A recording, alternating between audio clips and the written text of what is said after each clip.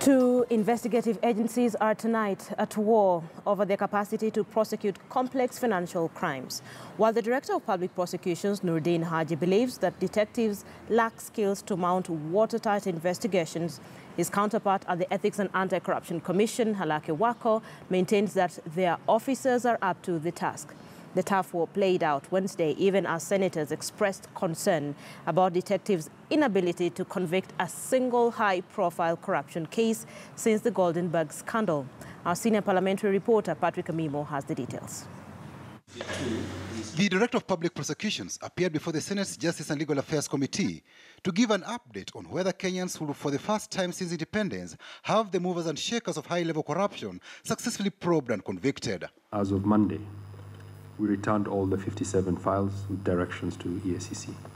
I just hope there are no pressures on anybody regarding those particular investigations. You actually do not need EACC to successfully prosecute corruption in Kenya. Nuruddin said 10 commercial banks are being investigated over the NYS scandal. Other cases involve maize and fertilizer scandal at the National Cereals and Produce Board and counterfeit sugar. Some institutions being probed for corruption include Kenya Pipeline Corporation, Kenya Power, the Youth Fund, and Kenya Bureau of Standards. We shall not bow to any pressures whatsoever until we are satisfied that there is evidence for us to prosecute. Even as EACC says they have a watertight case, they have these guidelines, as the DPP has said, which actually requires them to perform certain acts, ensure that the documents are there, ensure that the right evidence is collected. Investigating agencies have posted nil returns when it comes to convicting high-profile corruption cases, an issue that came out during the Senate committee hearing. It appears from your answer as if the complicated corruption, economic crime cases, you are still under further discussions on them. And that tells me that on most of those cases, you are not sure. Most of these crimes have become very complex.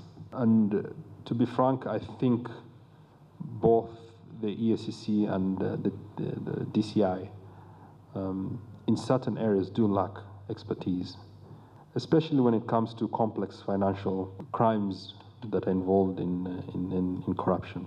If you cannot convince the public that, some of this work you're doing currently will end up in convictions, then it will be just another season in this soap opera. The Ethics and Anti-Corruption Commission, however, believes it has done a sterling job in the war on corruption. The investigators we have here are only second to none, at least in this country, in this area of work, in the area of investigating economic crimes and corruption. These cases had prima facie evidence to prosecute them, but there were loose ends that we needed to tighten up. Patrick Amimo, KTN.